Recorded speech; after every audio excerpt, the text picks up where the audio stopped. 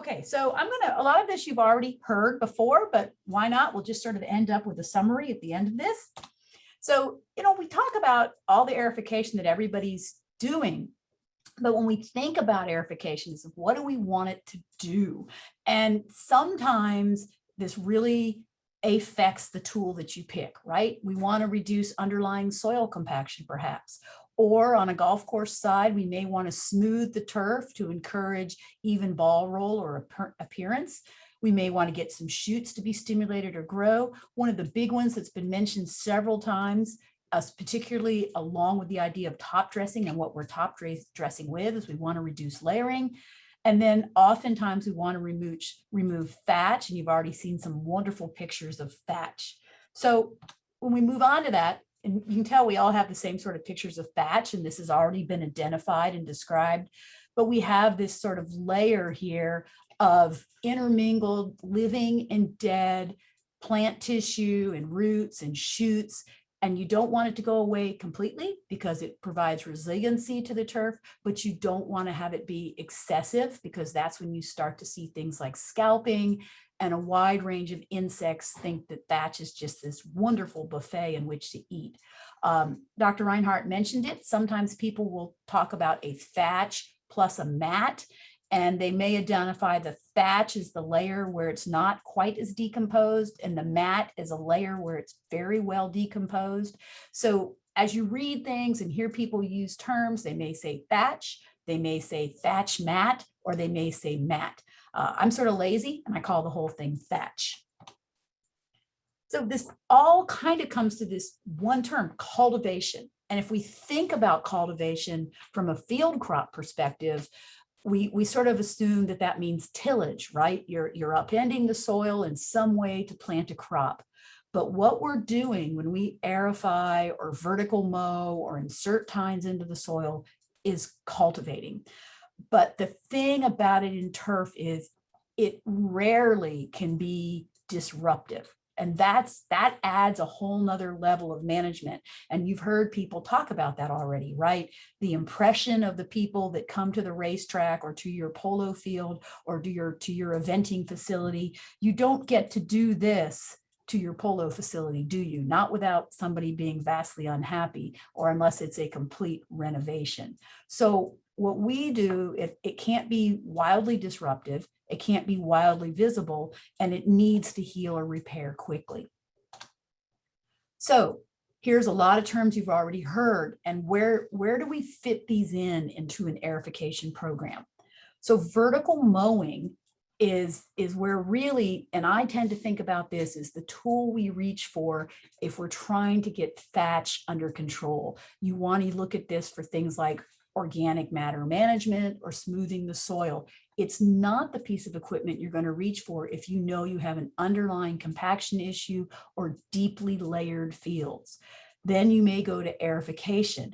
And a lot of times we'll kind of put these and its friend air injection all under aerification. So you're inserting something into the soil. You're slicing or you're tining, or you're putting a hollow tine or a solid tine into the soil.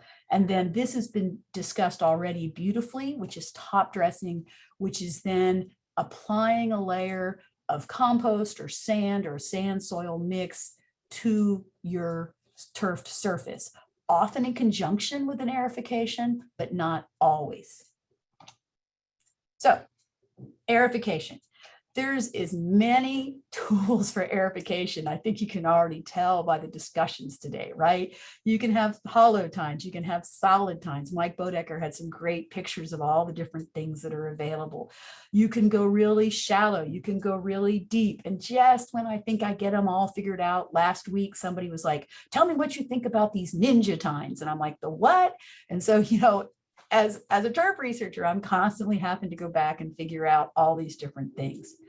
We're going to aerify to help relieve underlying soil compaction, to help with rooting, to help put air into that soil. It may not be the first tool you're going to reach for if you have a significant thatch problem. That may be your vertical mowing tool. So We keep a collection of these pictures here at Auburn because they amuse us and they're also very useful for education. So what you see here is a Bermuda Grass football field, and you can see the tail in who managed this field over 2 or 3 different people. This was a lovely loamy sand subsoil. And then somewhere in here, somebody put something down, and then somebody else said, oh, you need to top dress that with a whole bunch of sand. And then I think maybe they laid more sod or something, and then they top dressed yet again. When you have this extreme layering, the only way you're going to encourage water movement and downward drainage is to aerify that. I mean, if you can't pull it off as sod. So you're going to have to poke big holes through this to encourage water movement and downward flow. Notice this is not the same as a sand cap. I'm talking about distinct layers here that have developed through years of management. Here's another example of one. And again, here's a real clue that things are going a little bit awry. You see this little dark zone right in there? That's a mangan.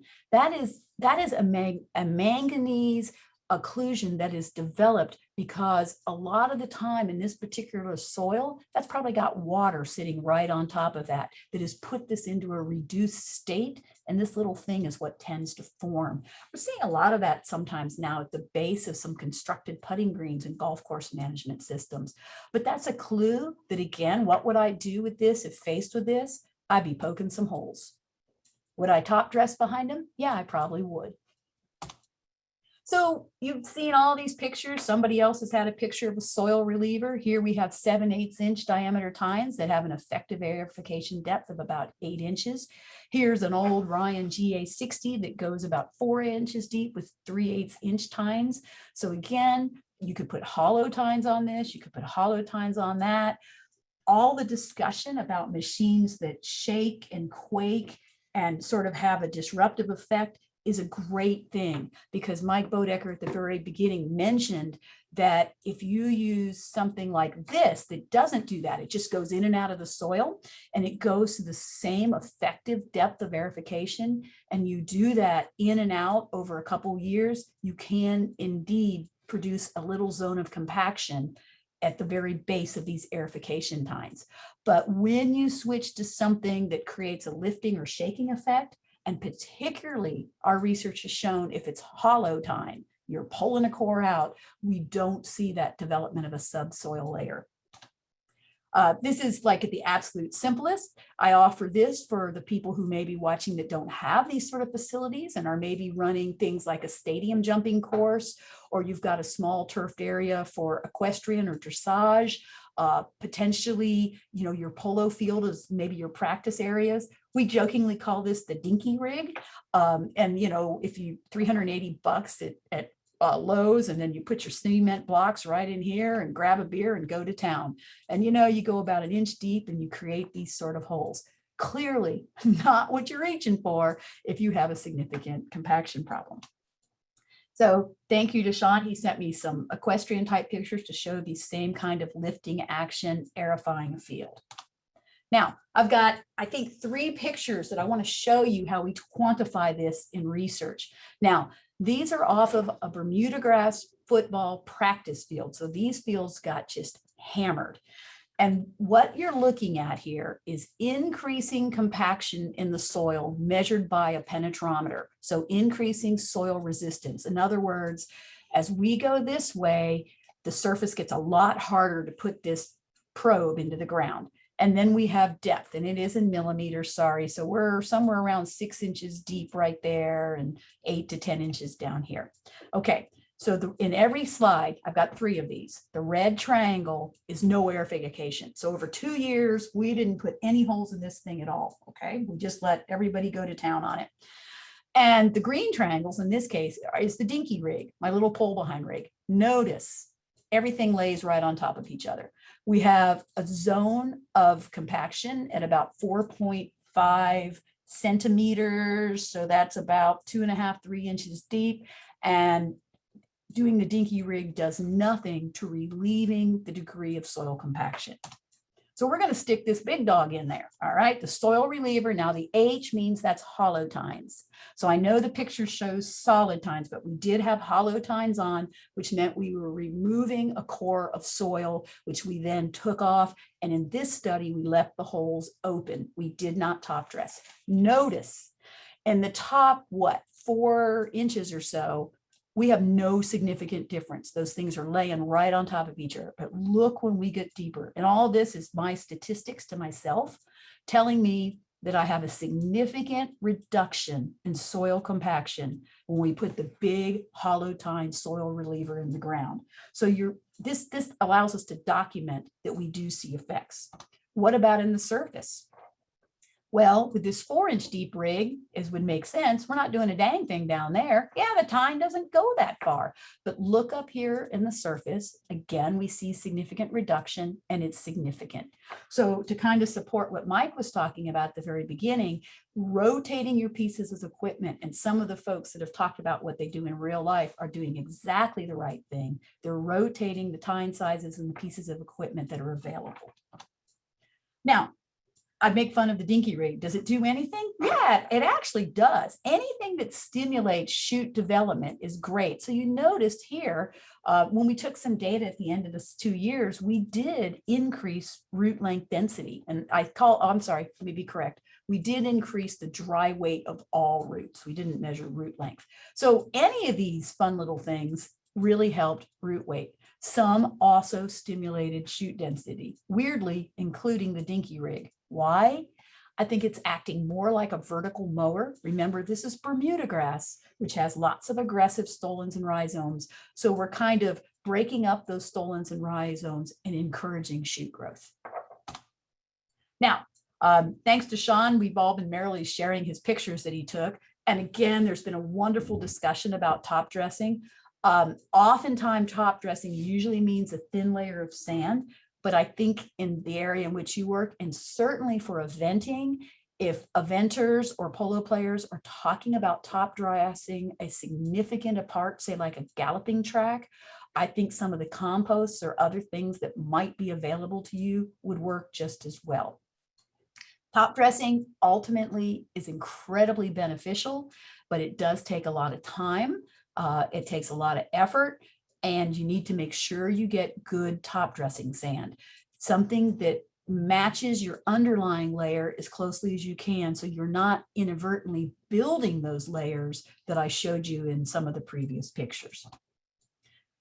This is what I see all the time in low budget situations. This happens to be a Bermuda grass football field, but Lord, y'all, it needs top dressing, it needs aeration, probably needs a little bit of nitrogen fertilizer, but really top dressing to get in there and to help healing and movement in this area would be a great first step. Slicing is something that I think is sort of ignored. Sorry for the blurry picture. You can tell by the rust all over it that our football field guys don't use this nearly enough. I like it because it's fairly non-invasive. You can go in times where maybe you may be reluctant to poke in big holes, like in really cold weather, but it can stimulate some turf growth and help to improve some lateral growth of shoots. Sand injection is something that we're starting to see quite a lot in football field work. I haven't really done much work to it. I suspect Dr. Rogers could speak to this better than I. This is a technique called drill and fill that on the size of something like a racetrack could not be used. I could potentially see it in some lower scale riding arenas. You literally have like a bank of drill bits in here, and they drill in and take out the non-performing material, and then you refill it with materials you like better, like sand or sand mixed with various amendments.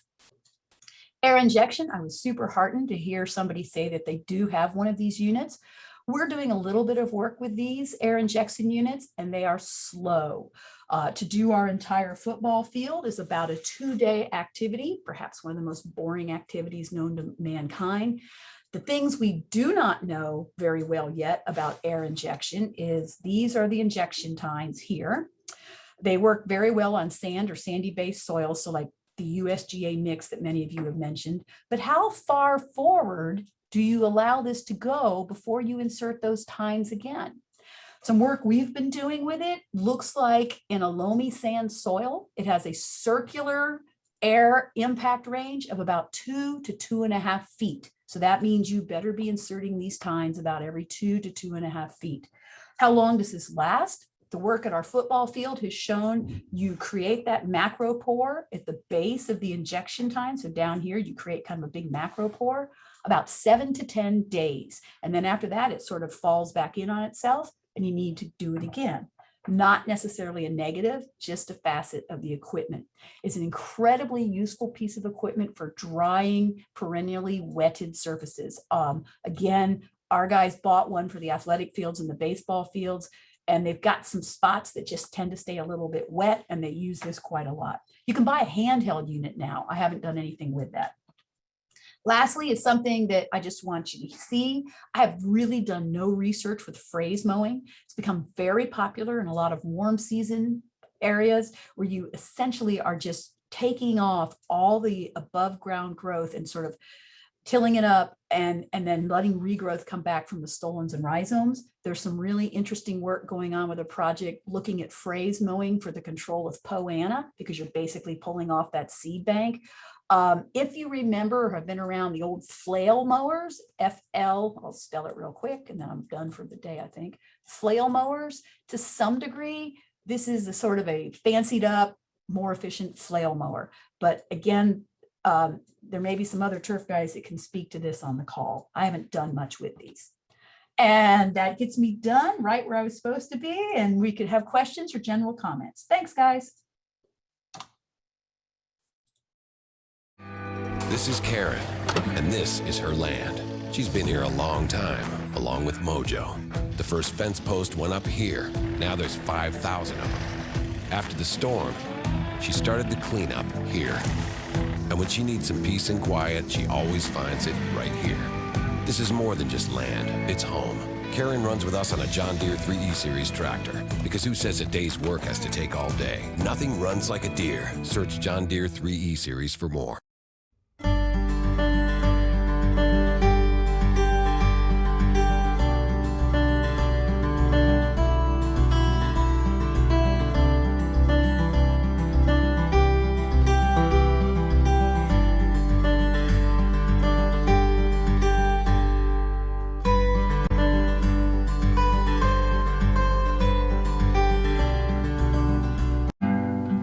Being a teenager and in high school and middle school is not easy for girls these days. And they get to come here, spend time working around the farm, spend time with the animals, and not feel that pressure until we go to horse shows.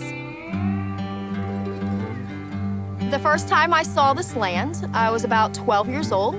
I came here with an old mentor. I fell in love with it as a little girl, and I said I was gonna own it one day.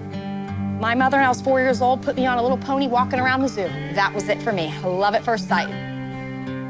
Like any kid, when I was younger, I wanted to compete more in the Olympics and go Grand Prix and do things like that. But I put that all on the side and realized I had a different agenda in life.